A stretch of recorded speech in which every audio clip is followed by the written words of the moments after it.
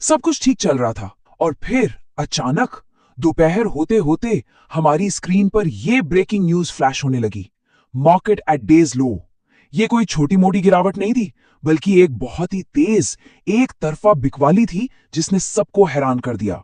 और पता है, दिक्कत ये नहीं थी कि कोई एक सेक्टर गिर रहा था। दिक्कत ये थी कि सब कुछ गिर रहा था।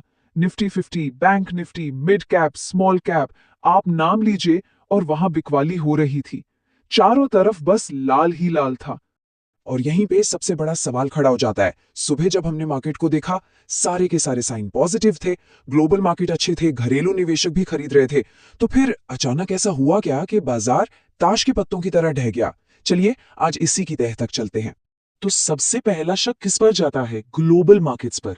क्या बाहर से कोई बुरी खबर आई? जी नहीं, बिल्कुल नहीं। उल्टा, अमेरिकी बाजार लगातार तीसरे दिन प्लस में बंद हुए थे और आज सुबह भी डाउ फ्यूचर्स हरे निशान में थे। तो ग्लोबल संकेत तो सपोर्ट कर रहे थे, गिरा नहीं रहे थे। ठीक है, तो शायद हमारे अपने देश में, हमारे डोमेस्टिक मार्केट में कोई प्रॉब्लम थी। लेकिन जब हमने डेटा देखा तो कहानी कुछ और ही निकली।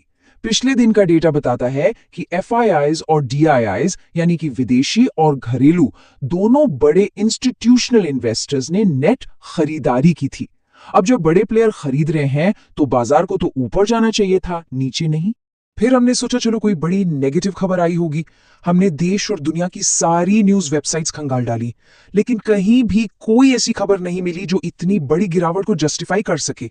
अब ये पहेली और भी गहरी हो चुकी थी और स्क्रीन तो चीख चीख कर सच बता रही थी। देखिए, मार्केट का इस तरह एक तरफा गिरना, बिना किसी बाउंस बैक के गिरते जाना, ये सिर्फ एक ही बात की तरफ इशारा कर रहा था। ये एफआईआईज यानी फॉरेन इंस्टीट्यूशनल इन्वेस्टर्स की तरफ से भारी सेलिंग प्रेशर था।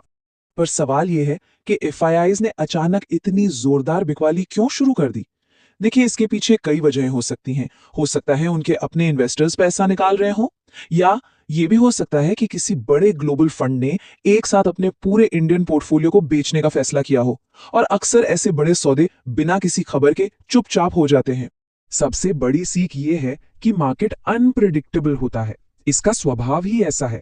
ये कभी भी बिना किसी वजह, बिना किसी वार्निंग के आपको सरप्राइज दे सकता है। महीने में एक दो दिन ऐसे आते हैं जब बाजार सिर्फ इसलिए गिरता है क्योंकि वो बाजार है और आप वजह ढूंढते रह जाते हैं। मार्केट की भाषा में एक टर्म है रॉन्ग फुटेड हो जाना। आज मार्केट ने कई ट्रेडर्स को, और सच कहूं तो हमें भी, रॉन्ग फुटेड कर दिया।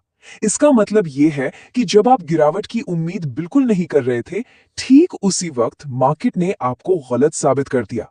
सच में आज सुबह किसी ने भी इतनी बड़ी गिरावट के बारे में नहीं सोचा था। और अब हम आपको इस एक बड़े सवाल के साथ छोड़े जा रहे हैं। क्या आज की ये गिरावट सिर्फ एक दिन का झटका थी, या ये आने वाले किसी बड़े ट्रेंड की शुरुआत है? इसका जवाब तो खैर वक्त ही देगा, लेकिन एक बात तो पक्की है, अब मार्केट पर नजर बनाए रखना और भी ज्यादा जरूरी हो गया है।